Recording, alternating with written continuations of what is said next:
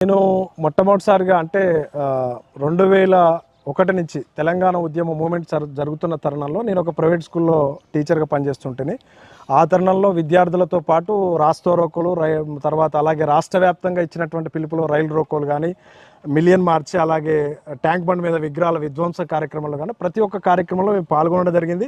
ఎక్కడ వంట వార్పు జరిగినా, ర్యాలీలు జరిగినా, సమ్మెలు జరిగినా మా వంతుగా మా పాటలు పాడడం జరిగింది.